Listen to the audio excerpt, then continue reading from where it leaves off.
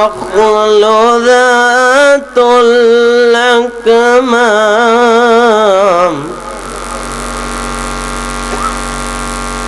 والحب ذو العصف والريحان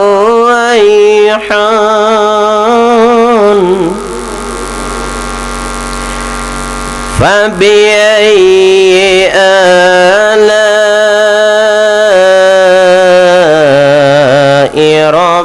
ربكما تكذبان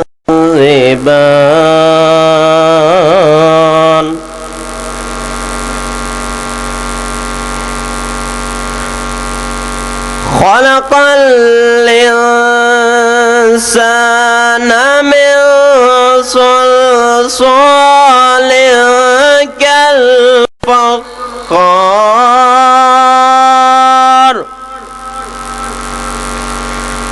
وخلق الجن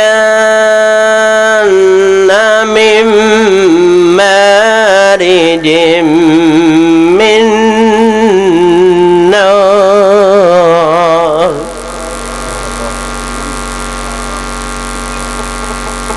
فبأي آلاء ربكما تكذبان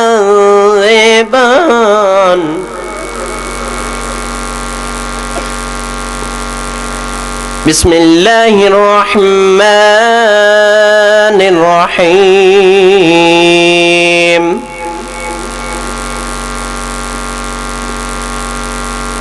إذا السماء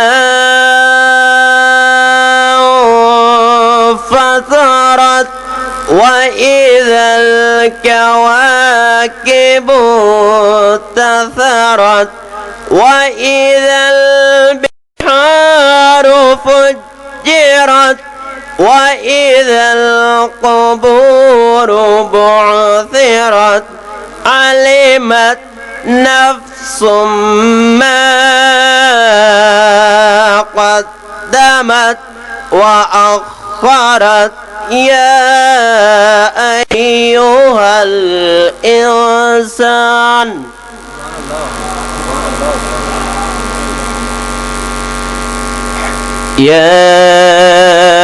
أيها الإنسان ما غرك بربك الكريم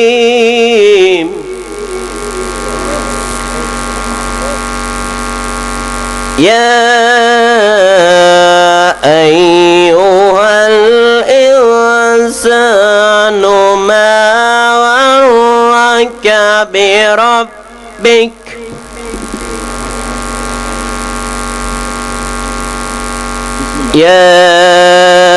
أيها الإنسان ما غرك بربك الكريم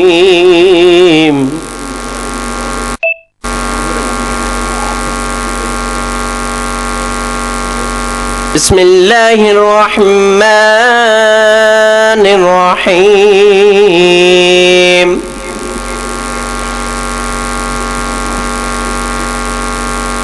إنا قد أوحي إلينا أن العذاب على من كذب وتولى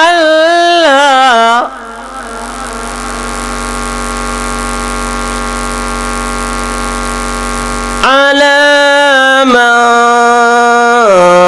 كذب وتولى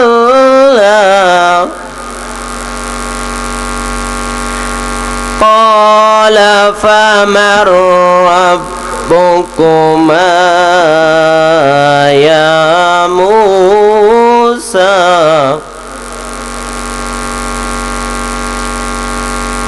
قال ربنا الذي أعطى كل شيء خلقه ثم هدى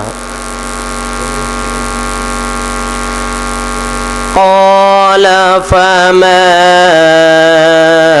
بال القرون الأولى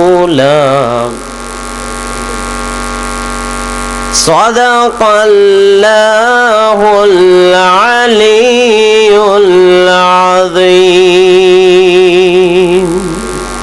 جزاک اللہ. درود بر محمد و آل بیت محمد.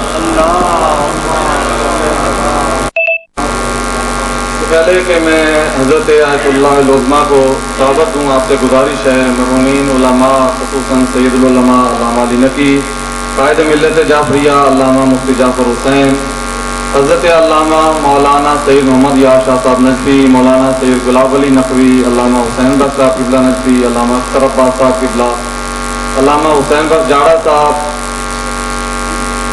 سید محمد دہلوی، اور ہمارے مرحومین جو پچھلے دنوں اس دنیا سے رخصت ہو گئے، حضرت مولانا سید محمد ثقلین کاظمی اور مولانا خیر محمد نطقانی، ان سب کے اور اپنے اپنے مرحومین کے لیے اور دیگر علماء کے بلندی درجات کے لیے بلند تر صلوات.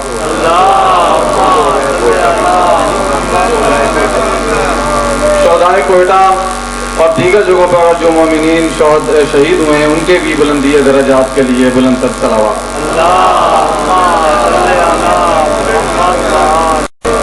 میں آپ کے سوالوں کے جواب دینے کے لیے ملتمس ہوں صدر المحققین، سلطان المتکلمین، شیخ الفقہاء والمجتہدین، فقیہ اہل بیت عصمت، حضرت آیت اللہ فی العالمین الحاج الشیخ محمد حسین صاحب قبلہ نجفی سے ملتمس ہوں کہ وہ رونق افروز ہوں اور آپ کے سوالوں کے جواب سے نوازیں. قبلہ کی آمد پر بلند تر صلوات.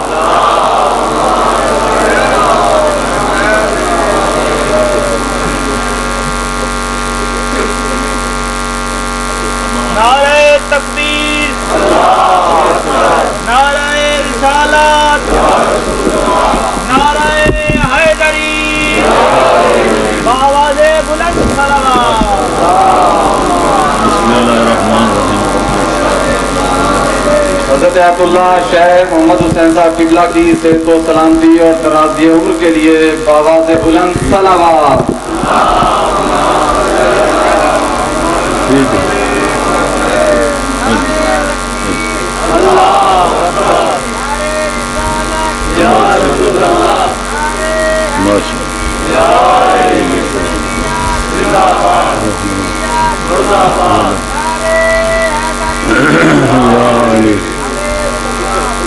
اللهم صل على محمد وعلى محمد وعجل فرجهم.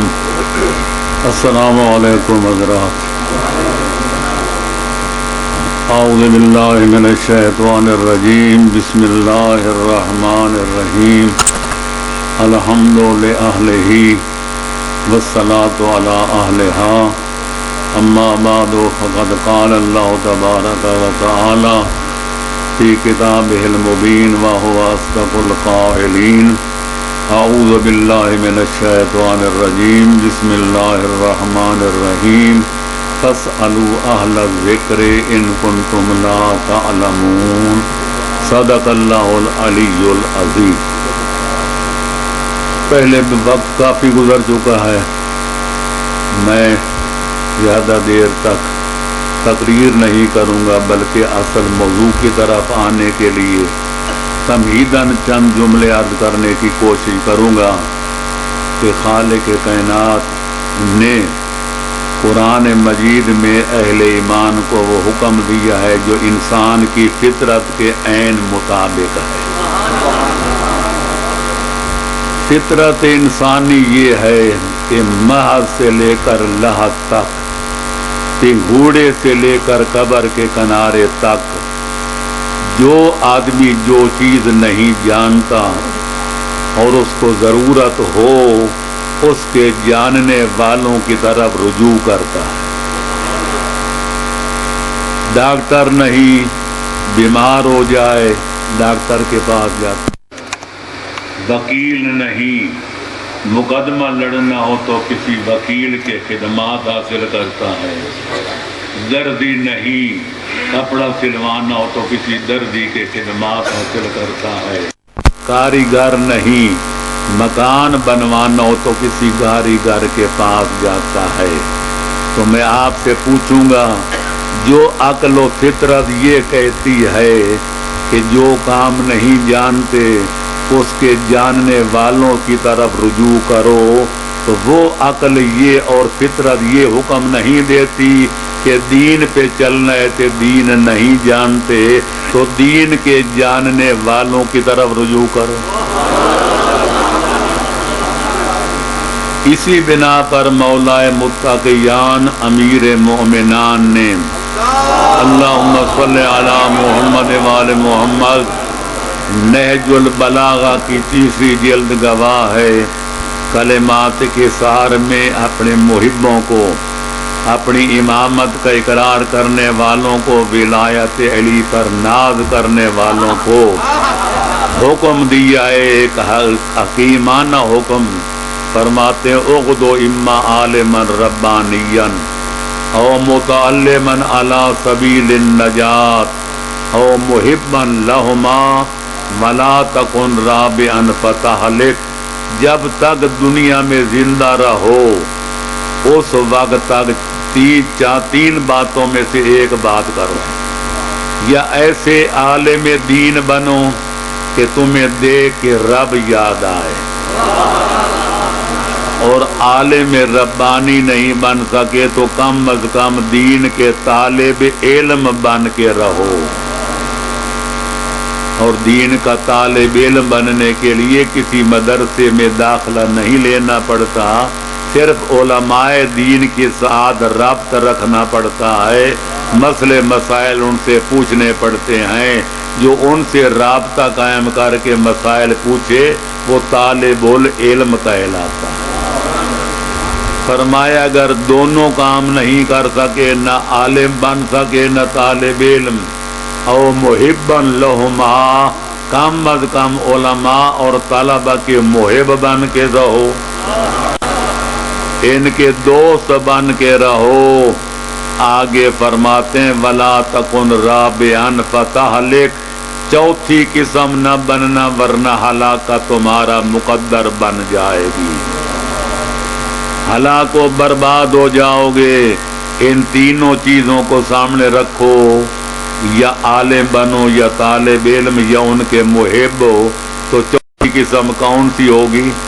न आदमी आलिम हो न तालिबुल इल्म हो कि न उनका दोस्त हो, बल्कि दुश्मन इल्म उलमा हो, हलाकत उसका मुकद्दर है। इसलिए अब रहेगी ये बात कि अल्लाह ने जो फितरत इंसानी के मुताबिक हुक्म दिया कि जिस चीज़ का इल्म नहीं अहले ज़िक्र से पूछो। अब देखना ये है कि कुरान मजीद के मुफस्सिरीन हकीकी ने, मोहम्मद व आले मोहम्मद अलैहिस्सलाम ने अहले ज़िक्र की तफसीर क्या की है। तो मेरे दोस्तों, अजीज़ों, बुजुर्गों, अगर आले मोहम्मद की तरफ रुजू किया जाए तो कि दुनिया जानती है कि पैगंबर कुरान छोड़ के गए थे और दूसरी अपनी इतरात अहले बैत, और फरमाया था जब तक तुम इन दोनों के दामन से वाबस्ता रहोगे तो मैं पैगंबर अकरम होकर, इस्मत कुबरा का ताजदार होकर गारंटी देता हूँ कायनात बदल जाएगी पर तुम कभी गुमराह नहीं होगे। या अली, एक हाथ में कुरान होना चाहिए, दूसरे हाथ में दामन आले मोहम्मद, ताकि पता चले कि अल्लाह ने कुरान में फरमाया क्या है। तो वो फरमाते हैं कि अहले ज़िक्र से मुराद हैं आले मोहम्मद के 12 इमाम। लोगों ने पूछा कैसे? फरमाया कुरान में ज़िक्र 2 मानों में इस्तेमाल हुआ है, या कुरान के माने में या पैगंबर इस्लाम के माने में। अल्लाह फरमाता है कि कद अंज़लल्लाहु इलैकुम ज़िक्र रसूला, कि मैंने पैगंबर को ज़िक्र बनाकर तुम्हारी तरफ भेजा है। तो पैगंबर अकरम के नामों में से एक उनका नाम नामी है ज़िक्र, تو جب پیغمبر ذکر ہیں تو اہل ذکر ہوں گے اہل بیت نبوت.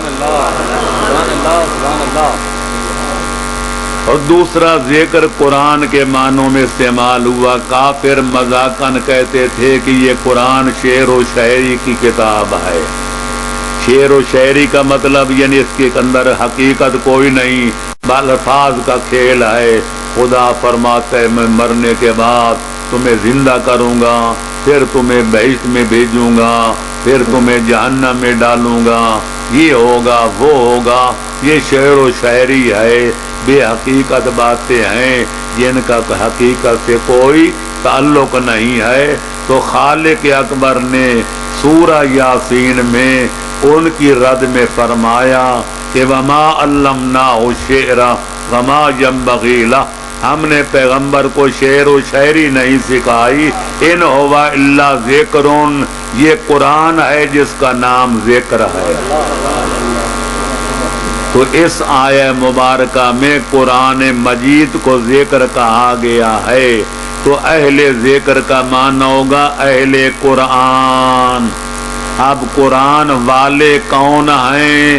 یہ پیغمبر اسلام سے جب ہم نے پوچھا تو فرمایا انی تارکن فیکم الثقلین کتاب اللہ و اطرتی اہل بیتی.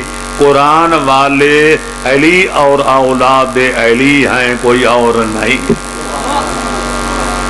لہذا کہیں فرمایا القرآن مع علی و علی مع القرآن لن یفترقا حتی یرد علی الحوض. علی قرآن کے ساتھ، قرآن علی کے ساتھ، جب تک دونوں اکٹھے میری بارگاہ میں حوض کوثر پہ نہیں حاضر ہو جائیں گے اس وقت تک نہ کوئی طاقت قرآن صامت کو قرآن ناطق سے جدا کر سکے گی کہ نہ کوئی کائنات کی قوت و طاقت قرآن ناطق کو قرآن صامت سے الگ کر سکے گی. لہذا آل محمد جس معنی سے بھی ذکر کو لیا جائے، اگر پیغمبر کے معنی میں ہیں تو اہل بیت رسالت بھی یہی ہیں. قرآن کے معنوں میں لیا جائے تو حقیقتاً وارث علم قرآن بھی یہی ہیں. لیکن آج ہے 15ویں صدی، اور 15ویں صدی کا المیہ یہ ہے کہ آل محمد میں سے وارثان قرآن میں سے 11 ہستیاں دنیا سے تشریف لے جا چکی ہیں، لے دے کر ہمارے پاس اقلیم امامت کا 12واں تاجدار، پیغمبر اکرم کی مسند کا 12واں جانشین، ہمارے وقت کا امام، صاحب العصر والزمان، پردہ غیبت میں روپوش ہے. لہذا ہم ان کی خدمت میں جانا چاہیں تو جا نہیں سکتے، وہ ہمارے پاس تشریف نہیں لاتے. لہذا اب کیا کیا جائے؟ اس مسئلے کا حل اس وقت لوگوں نے پوچھا تھا جب امام پردہ غیبت میں تشریف لے جا رہے تھے. مولا آپ تو پردہ غیبت میں تشریف لے جا رہے ہیں، اور جب تک اللہ کا اذن نہیں ہوگا آپ ظہور نہیں فرمائیں گے، اور اللہ بہتر جانتے ہیں کہ وہ کب آپ کو اذن دے گا. اس دوران آپ کے نام لیوے کدھر جائیں گے؟ کتنا معقول سوال ہے. تو امام 1400 سال کی تاریخ اسلام گواہ ہے جب سے امام غیب ہوئے ہیں، اور وہ غیبت کبریٰ کی تاریخ ہے 329 ہجری، جبکہ آج ہے 1432 ہجری.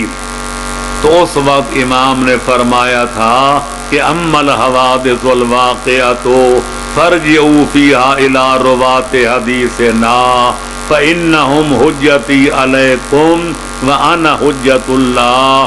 میری غیبت کبریٰ کے دور میں جو تمہیں الجھنیں پیش آئیں، جو دینی مشکلیں پیش آئیں، جو تمہیں دینی مسائل درپیش ہوں، اور ان کا حل کرنے کے لیے، حل تلاش کرنے کے لیے آپ پریشان ہوں تو پریشان نہ ہونا، میرے علوم کے عالموں کی طرف میری احادیث پر نظر کرنے والوں کی طرف، میرے حلال و حرام کو جاننے والوں کی طرف رجوع کرنا، وہ میری طرف سے تم پر حجت ہوں گے اور میں خالق اکبر کی طرف سے ان پر حجت ہوں گا۔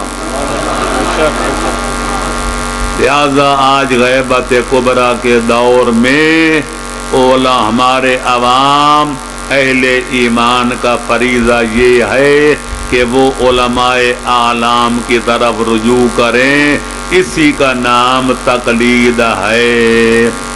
جہاں تک عقائد کا تعلق ہے ان میں علم و یقین ہونا چاہیے۔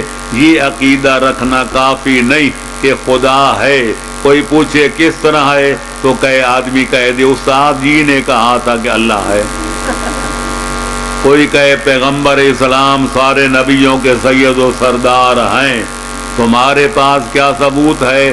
تو وہ کہہ دے اماں جی نے مجھے یہی بتایا تھا۔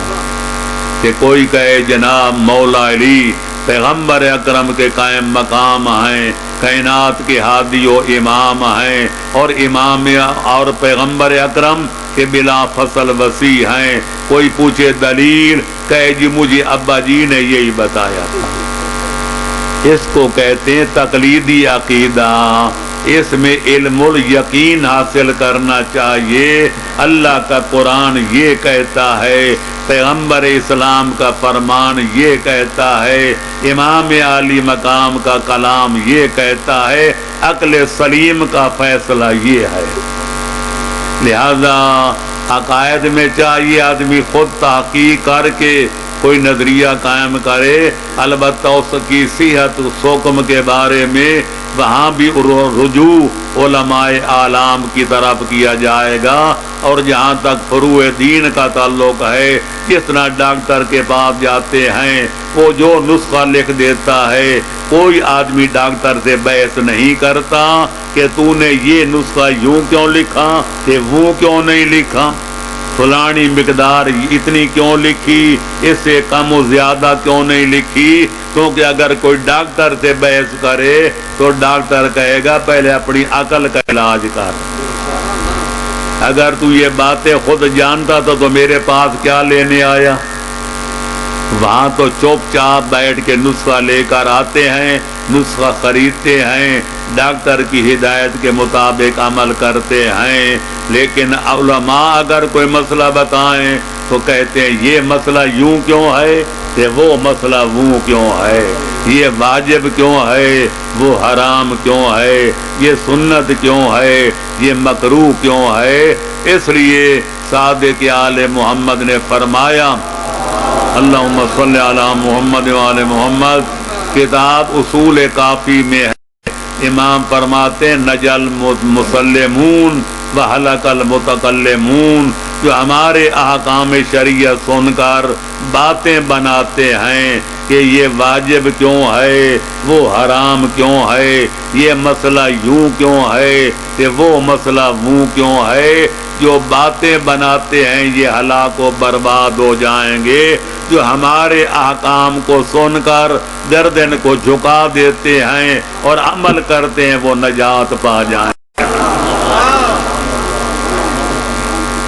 تو بہرحال نتیجہ یہ نکلا میری گفتگو کا کہ گندم اگر بہم نہ رسد بس غنیمت است، تو گندم نہ مل سکے تو پھر جو پہ گزارا کرنا چاہیے، پراٹھا مل سکے تو روکھی روٹی پہ گزارا کرنا چاہیے، چپڑی ہوئے نہ ملے تو پھر جو ہے بغیر چپڑی کے کھانی چاہیے۔ لہذا معصوم امام تو پردہ غیبت میں ہیں، لہذا ان تک رسائی نہیں، تو پھر علماء کرام کی طرف رجوع کر کے مسئلہ انہی سے پوچھنا چاہیے، اور ان کی بات کو فرمان امام سمجھ کے پلے بھی باندھنا چاہیے تے عمل بھی کرنا چاہیے۔ الحمدللہ قوم میں بیداری پیدا ہو چکی ہے، جہالت اپنی موت مر رہی ہے، علم کی روشنی جوں جوں پھیلتی جا رہی ہے تو چمگادڑوں کی موت آتی جا رہی ہے۔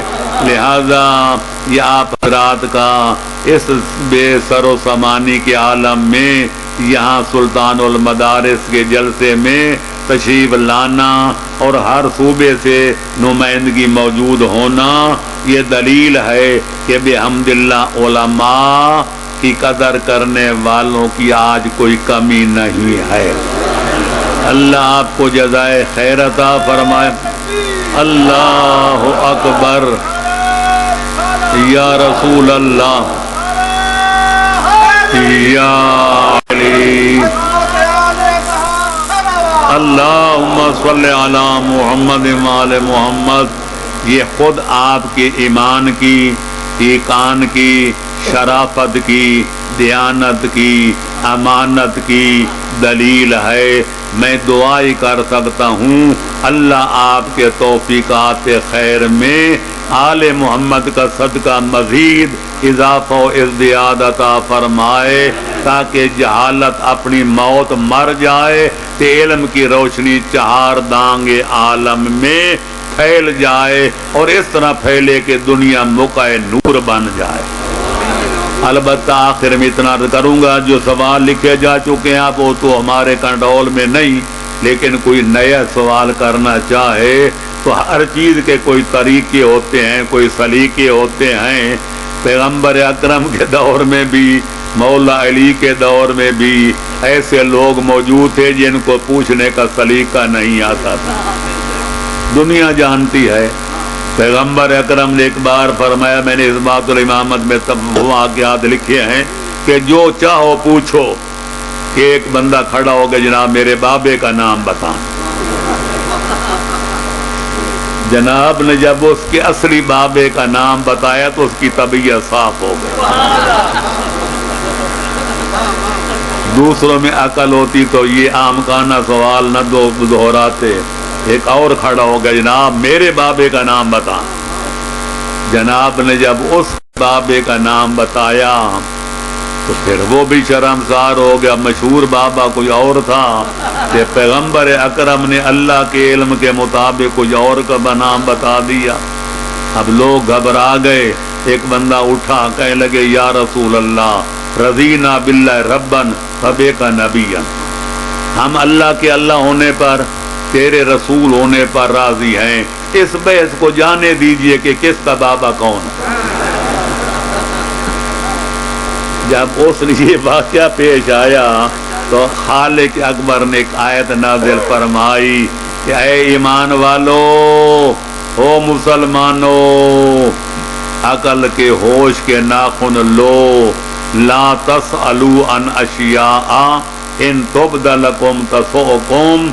ऐसी बातों के बारे में सवाल न किया करो कि अगर उनका सही जवाब दिया जाए तो फिर तुम्हें कड़वा लगे।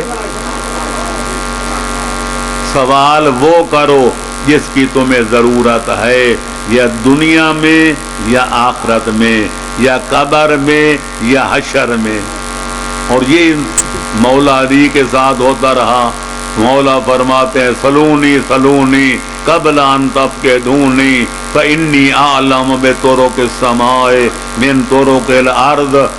जो चाहो अली से पूछो, कबल इसके कि मुझे अपने दरमियान न पाओ, मैं आसमान के रास्तों को ज़मीन के रास्तों से बेहतर जानता हूँ। पर पूछने वालों की अकल की दाद दीजिए। मौला इतना बड़ा दावा फरमाते हैं जब पूछने वाला कहता है मौला मेरी पगड़ी के पेच कितने हैं, कोई कहता है मेरी दाढ़ी के बाल कितने हैं, तो मौला अफसोस करते हैं, फरमाते हैं मेरे दोनों पहलुओं के दरमियान से इल्म के चश्मे उबल रहे हैं। लो वजदतु लहू हमला, ऐ काश मुझे ऐसे अमीन बंदे मिल जाते कि मैं इल्मी अमानत उनके हवाले करके दुनिया से चला जाता। तो लिहाजा सवाल का भी कोई सलीका होता है, कोई सवाल करने का तरीका होता है। उन चीज़ों के बारे में पूछना चाहिए जिनकी हमें या दुनिया में ज़रूरत है या आखिरत में ज़रूरत है, या कब्र में पूछा जाएगा या वो बात हशर में पूछी जाएगी। लेकिन अगर न दुनिया में ज़रूरत है, न हशर में, न कब्र में, تو پھر یہ معلوم کرنے کی ضرورت کیا ہے حضرت موسیٰ کا عصا کس لکڑی کا بنا ہوا تھا؟ کہ حضرت ابراہیم نے جب گوسمند ذبح کیا تھا اس کی ساری پائے کدھر کیے تھے؟ یہ لوگ ہم سے پوچھتے، اس لیے سوال کوئی معقول کرنا چاہیے۔ تو لہذا اگلی بات بھی عرض کر دوں، یہ کہنا کہ جو پوچھو گے ہم جواب دیں گے، معاذ اللہ، یہ دعویٰ یا نبی کر سکتا ہے یا نبی کا وسیع کر سکتا ہے۔ میں نے اپنی کتاب تجلیات صداقت اور اثبات الامامت میں کئی واقعات پیش کر کے ثابت کیا ہے کہ سلونی کا دعویٰ آدم سے لے کر خاتم تک نہ کسی نبی نے کیا ہے نہ کسی وسیع نے کیا ہے۔ اگر یہ دعویٰ کر کے نبھایا ہے تو یہ حسنین کے نانے نے یا حسنین کے بابے نے۔ یا علی اور امام عالی مقام کی پہچان کی نشانیوں میں سے ہمارے مذہب و مسلک میں ایک عظیم نشانی یہی ہے کہ الحجت من لا یقول لا ادری۔ دین کا مسئلہ پوچھو، دنیا کا پوچھو، ما کان کا پوچھو، ما یکون کا پوچھو، زمین کا پوچھو، آسمان کا پوچھو یا درمیان کا پوچھو، حجت خدا اسے کہتے ہیں جو کسی سائل کے جواب میں یہ نہ کہے مجھے تیرے سوال کا جواب نہیں آتا۔ لہذا اگر کوئی یہ دعویٰ کرتا ہے سوائے معصومین کے، وہ کذاب ہے، وہ دجال ہے، وہ جھوٹا وقار جو ہے وہ بنانا چاہتا ہے، اور ایسے لوگوں کو خدا ذلیل بھی کرتا ہے۔ تاریخ میں کئی واقعہ ملتے ہیں، لوگوں نے مولا علی کی نکالی کی کوشش کی، ان کی برابری کی کوشش کی، پر اللہ نے وہ تازیانہ لگایا تو ان کو اقرار کرنا پڑا، ہم نے علی کی برابری کی کوشش کی تھی، خالق نے ہمیں ذلیل و رسوا کر کے رکھ دیا۔ لہذا آپ جو سوال کریں گے، میں اپنے علم و عقل کے مطابق جو مجھے اللہ کے قرآن اور 14 کے فرمان سے معلوم ہے میں جواب دوں گا، اور جس چیز کا مجھے پتہ نہیں میں پھر یہی کہوں گا کہ جناب میں اللہ کا قرآن پڑھوں گا، 14 کا فرمان پڑھوں گا، پھر جواب اپنا لے جانا۔ لیکن نبی و امام یہ نہیں کہہ سکتے کہ آج سوال کیا تو پرسوں جواب لے جانا۔ صلوات پڑھو محمد والے محمد پر جی۔ بس میری تقریر ختم ہوئی، اب آپ کے سوالات سے میرے معروضات اور جوابات۔ اللہم صلی علی محمد جی۔ اعوذ باللہ من الشیطان الرجیم، بسم اللہ الرحمن الرحیم، الحمد للہ والصلاة علی اہلہا، اما بعد۔ قبلہ پہلا سوال یہ ہے کہ گزارش کی شکل میں آیا ہے کہ تمام مومنین جو اس جلسہ میں تشریف لاتے ہیں ان کی خواہش ہوتی ہے کہ نماز ظہرین اور نماز مغربین آپ کی اقتداء میں پڑھیں، لیکن ہر سال ہم اس بات سے محروم رہ جاتے ہیں، اس کی آخر کیا وجہ ہے؟ اگر یہ نمازیں پنڈال میں آپ کی اقتداء میں پڑھی جائیں تو ہمارے لیے ثواب بھی زیادہ ہوگا۔ میں سوال کرنے والے کی عزت افزائی کا شکریہ ادا کرتا ہوں، لیکن یہ سوال نہیں ہے، لہذا پہلے بات ہو چکی ہے، سوال آپ نے کرنے ہیں، میں نے جواب دینے ہیں، یہ ہمارا داخلی معاملہ ہے۔ الامام الراتب اولی من غیرہ، ایک جگہ ایک پیش نماز ہے، جہاں وہاں جلسہ ہوتا ہے اس میں میں بھی ہوتا ہوں اور لوگ بھی ہوتے ہیں، تبلیغ خواہش کرتی ہے جناب آج آپ نماز پڑھائیں، تو میں کہتا ہوں جو مقررہ پیش نماز ہے وہ سب سے زیادہ حقدار ہے، پہلے وہ پڑھاتے تھا، آج جو بیچارے کو پیچھے ہٹا دیا جائے کہ آپ آگے کھڑا ہو جائے، شریعت کہتی ہے نہیں، اس کی حوصلہ افزائی کی جائے۔ جہاں کوئی پیش نماز نہیں ہوتا میں سب شکریہ کے ساتھ نمازیں پڑھاتا ہوں تاکہ لوگوں کو نماز با جماعت کا شوق دلایا جائے۔ جب سال بھر ہمارے مولانا محمد نواز صاحب رانا پڑھاتے ہیں تو یہ 2 دن میں پاٹے خان بن جاؤں تو ان کو ہٹا دوں، میری شرافت کا مدکا گوارا نہیں کرتا۔ چلو جی، اللہ اکبر، یا رسول اللہ، یا علی۔ قبلہ سوال آیا ہے کہ جب حضرت قائم آل محمد علیہ السلام ظہور فرمائیں گے تو حضرت عیسیٰ علیہ السلام بھی دوبارہ تشریف لائیں گے، حضرت عیسیٰ علیہ السلام کی اس وقت حیثیت کیا ہوگی؟ امتی بن کر آئیں گے یا بحیثیت نبی؟ حیثیت نبی، ہمارے نبی کے بعد قیامت تک کوئی بندہ نہیں آ سکتا۔ یہ عالم اسلام کا مسلمہ عقیدہ ہے جس کے اندر کوئی امت مسلمہ کے 73 فرقوں میں اختلاف نہیں کہ پیغمبر اسلام اس معنی میں خاتم الانبیاء والمرسلین ہیں کہ ان کے بعد آفتاب قیامت کے طلوع ہونے تک بحیثیت نبی ہونے کے یا بحیثیت رسول ہونے کے کوئی آدمی نہیں آ سکتا۔ ہمارا پیغمبر ہے تو خاتم الانبیاء، ہمارا قرآن ہے تو خاتم الکتب، ہمارا اسلام ہے تو خاتم الادیان۔ ہمارے پیغمبر کے بعد ابر آئے گی تو صرف قیامت کبریٰ آئے گی، کوئی اور چیز نہیں آئے گی۔ لہذا سنی شیعہ علماء کا اتفاق ہے کہ حضرت عیسیٰ جب آئیں گے تو بحیثیت وہ سابقہ نبیوں کی نیابت کرتے ہوئے حضرت مہدی کی نصرت کرنے کے لیے آئیں گے، ان کی امامت پر مہر تصدیق لگانے کے لیے آئیں گے اور ان کے پیچھے نماز ادا کر کے ان کی امامت پر مہر تصدیق لگانے کے لیے آئیں گے۔ یہی وجہ ہے کہ سنی شیعہ کتابیں چھلک رہی ہیں۔ پیغمبر اکرم نے فرمایا تھا کیف بکم اذا نزل عیسی ابن مریم من السماء، اس وقت تمہاری حالت کیا ہوگی جب حضرت عیسیٰ آسمانوں سے نزول جلال فرمائیں گے، وَإِمَامُكُم مِّنكُم، جبکہ امامت کرانے والا امام امت محمدیہ میں سے ہوگا۔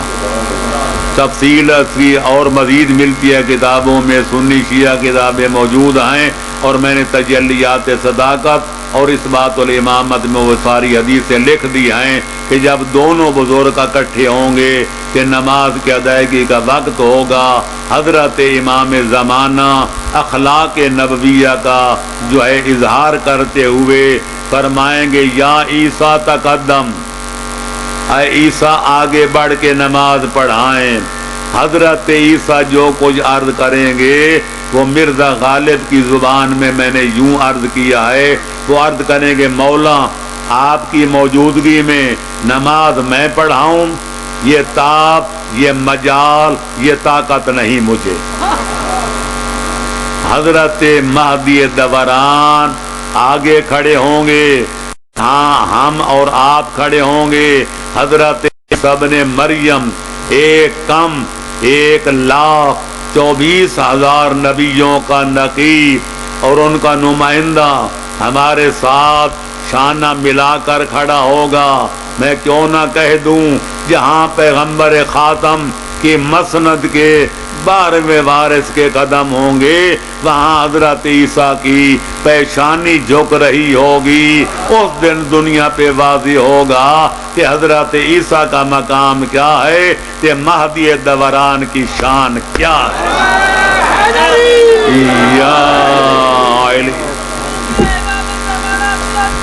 اللہم صلی علی محمد وآل محمد۔ دنیا کو اس مہدی دوران کی ضرورت ہو جس کی نگاہ زلزلہ عالم افکار، یا بقول اقبال کبھی اے حقیقت منتظر نظر آ لباس مجاز میں، کہ ہزاروں سجدے تڑپ رہے ہیں میری جبین نیاز میں۔ جی سوال ہے کہ اگر ایک چیز کی نقد قیمت 25,000 روپے ہے، اس کو کچھ مدت کے لیے ادھار 35,000 میں فروخت کر دیا جائے اور خریدنے والا بھی راضی ہو، تو کیا یہ سود کے زمرے میں آتا ہے یا جائز ہے؟ تو نقد، یہ مسئلہ پہلے بنیادی طور پہ سمجھ لیں، نقد اور ادھار کی قیمت میں تھوڑا سا فرق رکھنا شریعت میں جائز ہے، لیکن جس طرح آپ کہہ رہے ہیں کہ نقد ہے 25 کہ ادھار ہے 35، 10,000 کا درمیان میں فاصلہ ہے، فرق ہے، اس کو سود تو نہیں کہتے، پر سود کا بھائی ہے استحصال، دوسرے مسلمان کی کھال اتارنا۔ اگر اس کے پاس نقد پیسے ہوتے تو وہ 10,000 کا تاوان کیوں ادا کرتا؟ اگر آدمی کو قرض حسنہ مل جاتا، 10,000 لیتا تو 10,000 ادا کرتا، تو وہ 15,000 کیوں ادا کرتا؟ 5,000 سود کے کیوں دیتا؟ تو لہذا سود میں بھی یہی ہوتا ہے کہ آدمی ایک مسلمان کہلانے والا اپنے مسلمان بھائی کی ضرورت سے ناجائز فائدہ اٹھاتا ہے، لہذا ناجائز ہے۔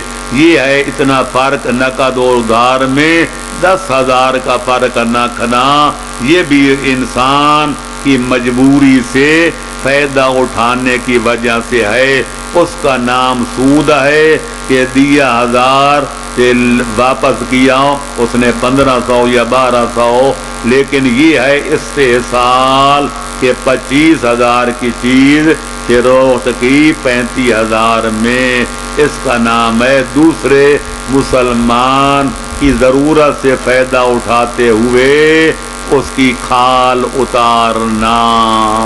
لہذا ادھار اور نقد میں فرق رکھا جائے تو تھوڑا ہونا چاہیے، تاکہ نہ بیچنے والے کو نقصان ہو کہ نہ اس بیچارے خریدار کی جو ہے وہ مٹی پلیت کی جائے، درمیانہ روی دیتا ہے۔ جی محمد صلوات۔ قبلہ سوال ہے کہ اسٹیٹ لائف یا دوسری انشورنس کمپنیوں کا بیمہ کروانا یہ جائز ہے یا نہیں؟ اس میں بات صرف یہ ہوتی ہے کہ پہلے معاملہ دونوں کو پتہ ہوتا ہے، 20,000 کی ہے، 1,00,000 روپے کی ہے، یکم و بیچ کی ہے، دونوں کو پتہ ہوتا ہے۔ آدمی مر جائے تو خود وہ کہتے اس دوران میں 20 سال کے لیے یا 10 سال کے لیے وہ ساری جو طے شدہ قیمت ہوتی ہے وہ ادا کر دیں گے، اس پر خریدنے والا بھی راضی کہ معاملہ کرنے والے بھی راضی۔ اور اگر وہ زندہ رہ جائے، اللہ اس کو زندہ رکھے، تو یا مدت ختم ہو جائے، اس کی اصل جمع پونجی بھی واپس کر دیتے ہیں، اپنی خوشی کے ساتھ جو اس کے ساتھ نفع لگتا ہے وہ بھی ادا کر دیتے ہیں۔ لہذا اس معاملے کے جواز کے بارے میں ہمارے علماء اعلام کا فیصلہ یہی ہے کہ یہ جائز ہے، اور میں نے تفصیل کے ساتھ قوانین الشریعہ جلد نمبر 2 کے مسائل جدیدہ میں اس پر مکمل بحث کر کے اس کا جواز ثابت کر دیا ہے۔ جی اگلا سوال ہے کہ غیر مسلموں کے ساتھ لین دین اور کھانے پینے کے بارے میں شریعت محمد مصطفیٰ کیا کہتی ہے؟ یہ کوئی پوچھنے کی بات ہے؟ کافر بھی نجس، کتا بھی نجس، خنزیر بھی نجس۔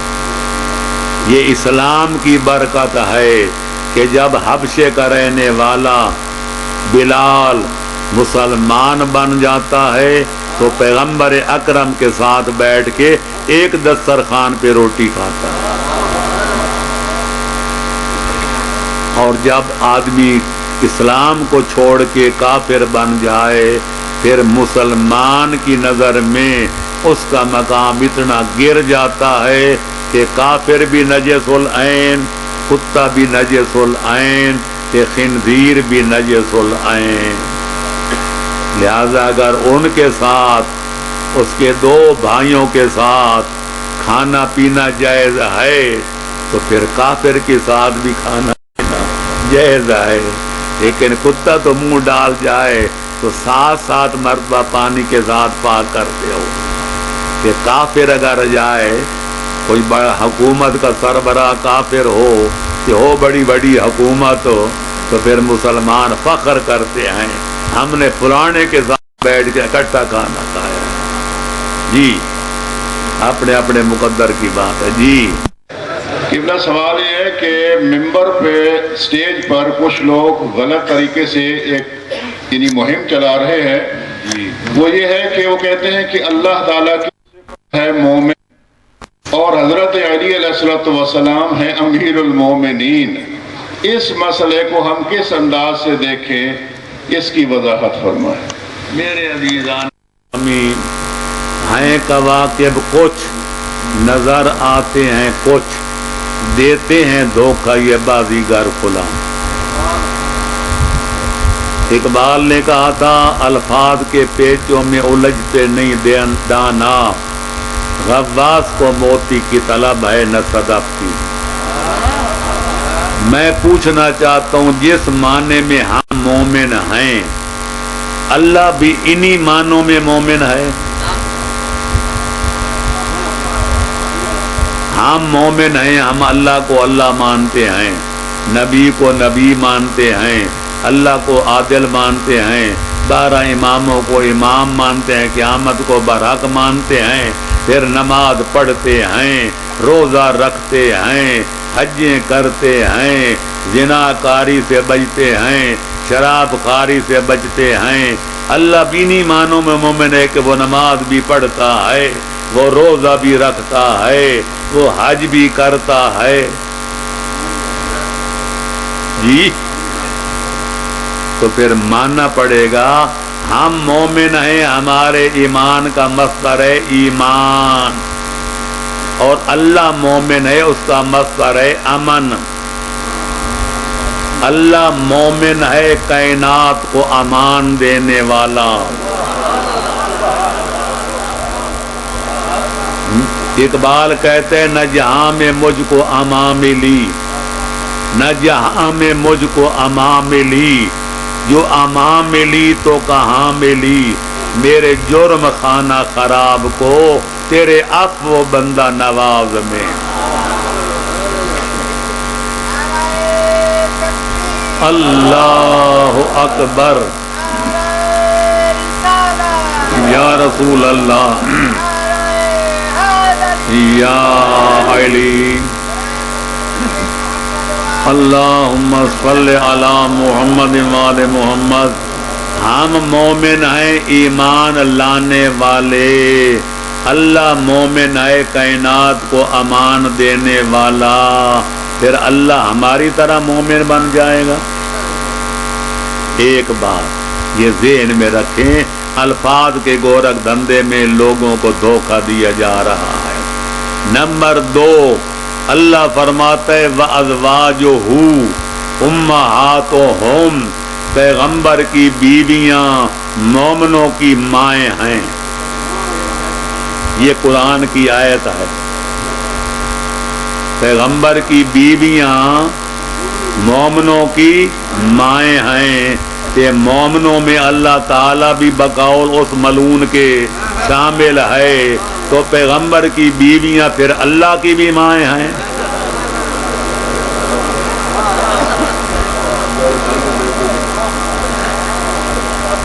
آپ یہ اپنی اداؤں پہ ذرا غور کریں، ہم اگر عرض کریں گے تو شکایت ہوگی۔ ادھر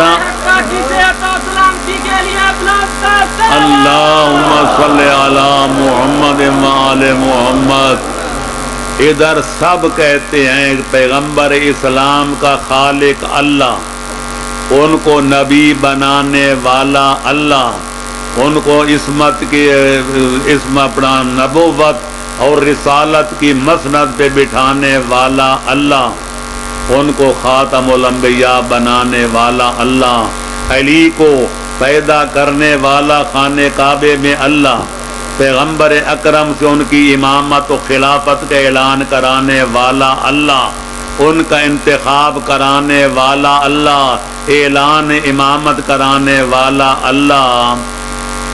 جس کی مولا علی عبادت کرتے تھے.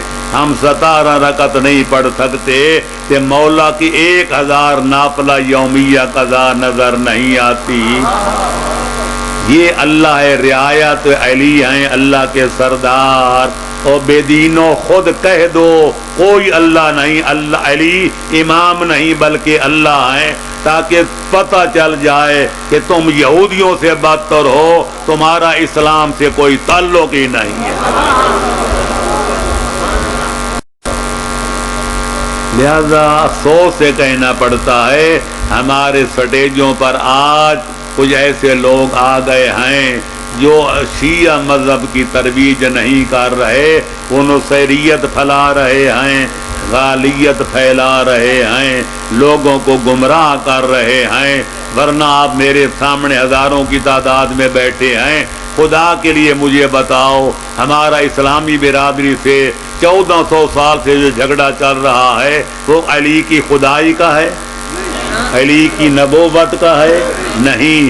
وہ مسئلہ علی ولی کی ولایت کا ہے، امامت کا ہے، وصایت کا ہے اور خلافت کا ہے.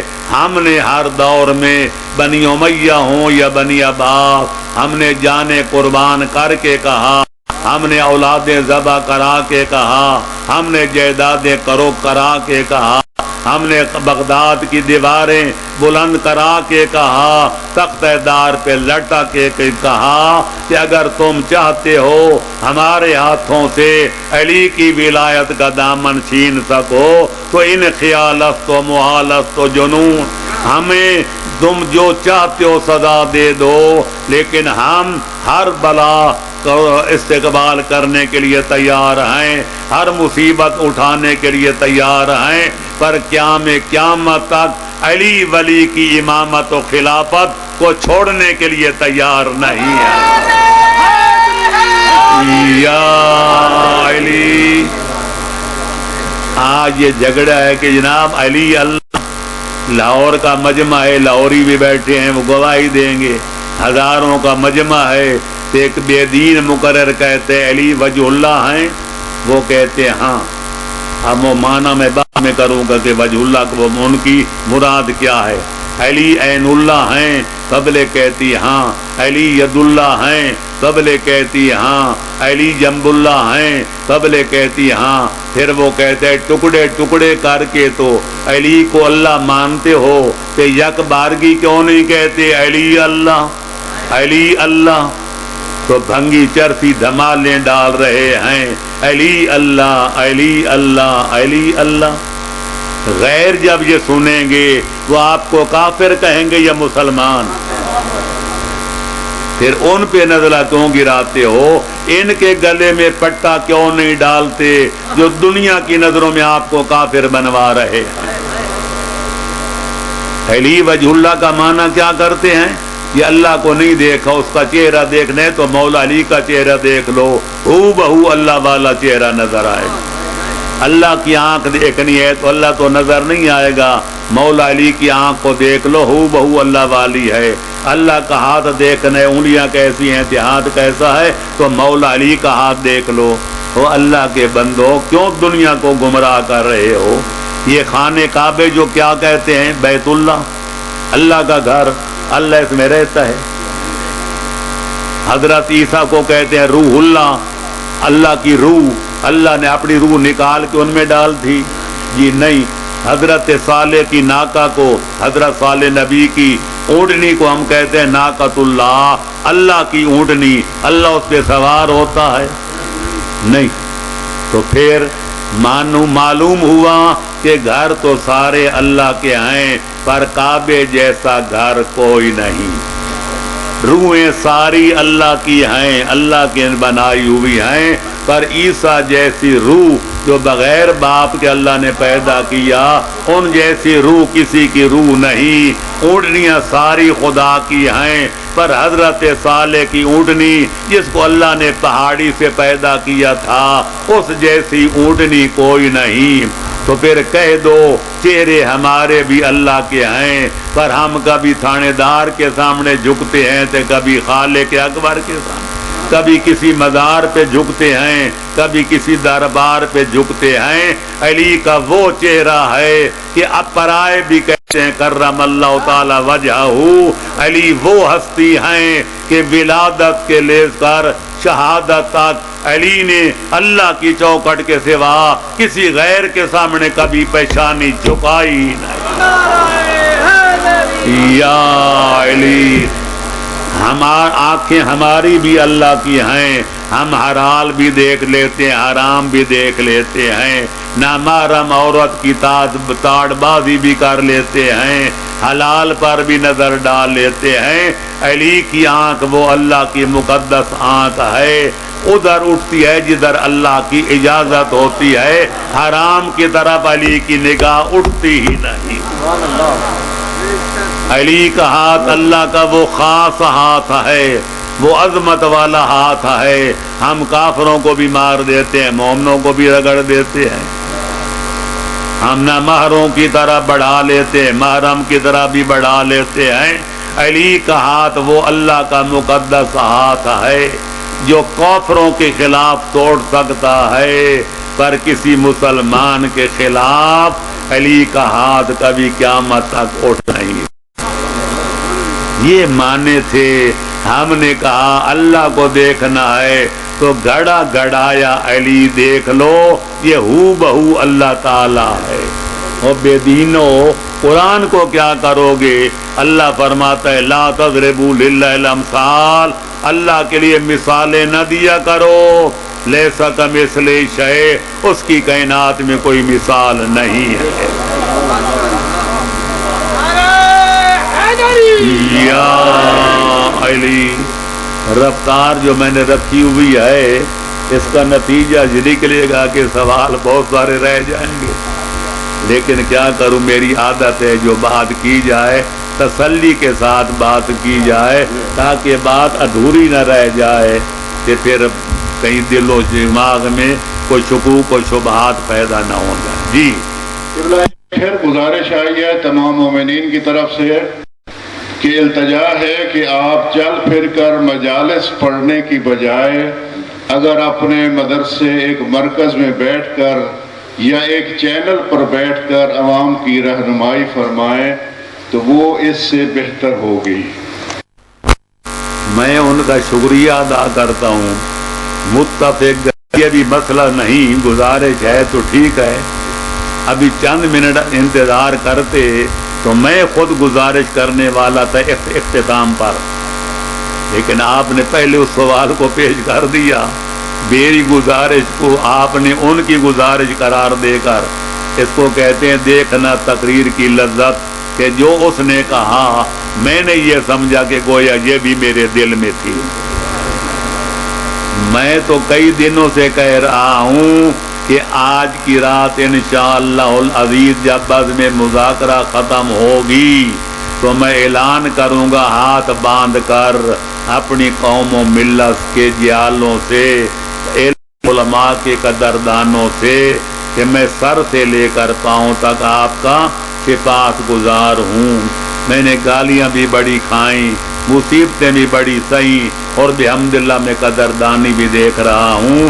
تو میں تو خود چاہتا ہوں، میرے احباب جو انگلینڈ میں رہتے ہیں میرے لیے چینل بھی خرید لیا ہے، وہ کہتے ہیں تمہیں یہاں تو 100-200 بندے سنتے ہیں، لیکن جب آپ انٹرنیٹ پہ بیٹھیں گے تو پورا ورلڈ سنے گا. ایک فائدہ تو یہ ہوگا.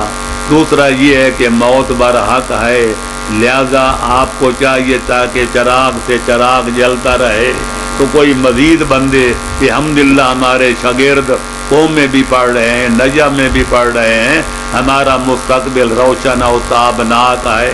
لیکن پھر بھی چاہیے کہ زیادہ علماء پیدا کیے جائیں. کتابیں بھی الحمدللہ کافی لکھی جا چکی، اللہ قبول فرمائے، لیکن کوئی ایسے موضوعات بھی ہیں جو تشنہ تکمیل پڑے ہیں. میرے بیٹھنے سے یہ سارے مسئلے حل ہو جائیں گے. لہذا یہ تو مومنوں سے میں درخواست کروں گا کہ مرغی بچائیں تے انڈے کھائیں.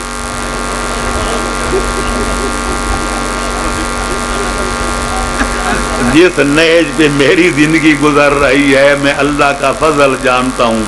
کئی دفعہ لوگ مجھ سے بے خود ستائی نہ بن جائے لوگ کہتے ہیں جی آپ کی صحت کا راز کیا ہے؟ میں نے کہا جتنے حفظان صحت کے اصول ہیں میں نے سارے پامال کیے ہوئے ہیں، نہ وقت پہ سونا، نہ وقت پہ جانا، نہ جاگنا، نہ مزاج کے مطابق خوراک کھانا، لہذا ساری باتیں نہیں، بس اللہ کا فضل شامل ہے۔ اور اگر کوئی اس کے علاوہ چیز ہے تو میں یہ سمجھتا ہوں دنیا میری مخالفت کر کر کے تھک گئی، کوئی مر گئے تھے باقی مر جائیں گے، آج تک میں نے کسی کو رسید نہیں دی۔ میں اپنا ہمیشہ معاملہ اللہ کے حوالے کیا ہے، وَأُفَوِّضُ أَمْرِي إِلَى اللَّهِ إِنَّ اللَّهَ بَصِيرٌ بِالْعِبَادِ۔